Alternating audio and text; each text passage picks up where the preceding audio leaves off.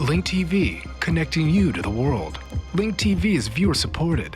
Watch more at linktv.org. The old superpower's nuclear treaty expires. Negotiations stall as Cold War rhetoric returns. Can there be a new start for the US and Russia?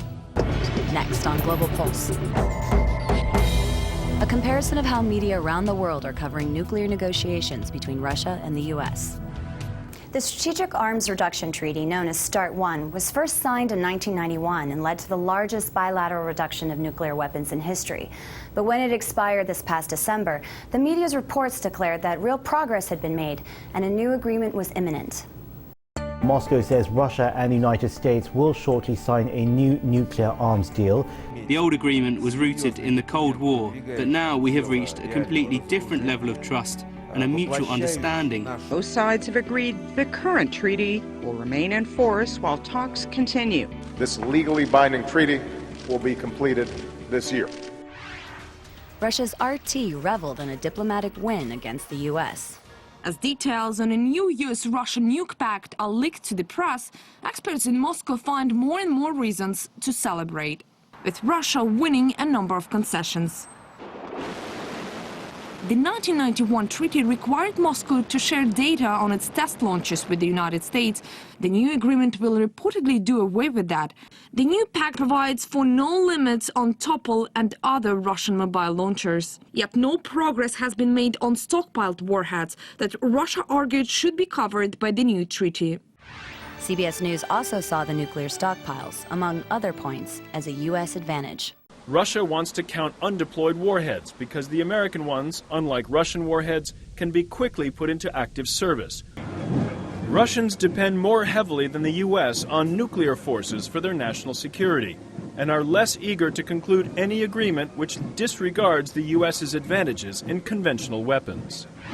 Once the treaty expired, politics became the devil in the details. According to the New York Times, senators worry that the Obama administration may be making concessions to Russia that are detrimental to U.S. national security. 41 senators signed a letter to President Obama, saying that they will oppose the new treaty if the U.S. gives up nuclear modernization. Soon, Russian President Medvedev publicly pushed for more missiles.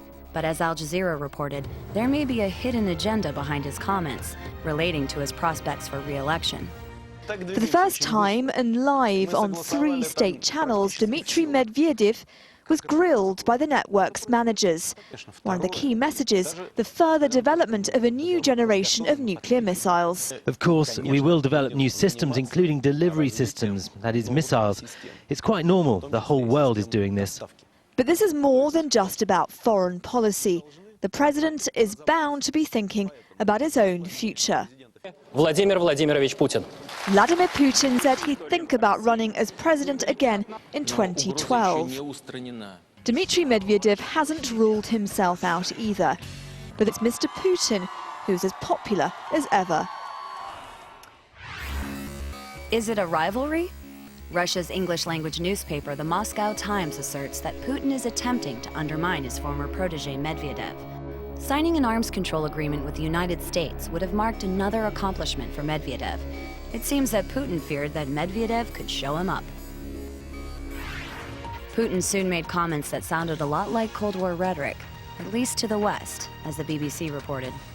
Just when everyone thought a new nuclear weapons treaty was all but in the bag, suddenly Russia's Prime Minister Vladimir Putin has thrown this rather large spanner in the works. If we don't develop anti-missile defense, there could be a danger our US partners may come to feel completely safe, and this balance will be disrupted.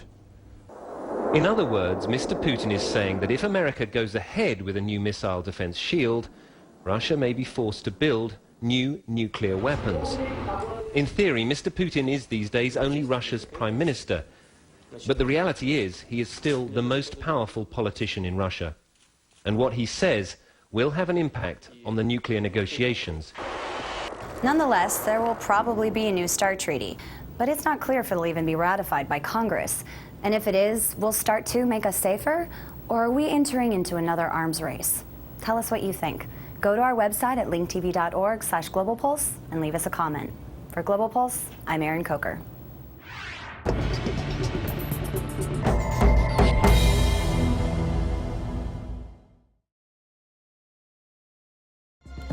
Link TV is the only U.S. network dedicated to global and national news, uncompromising documentaries, and diverse cultural programs. Programs which connect you to the world.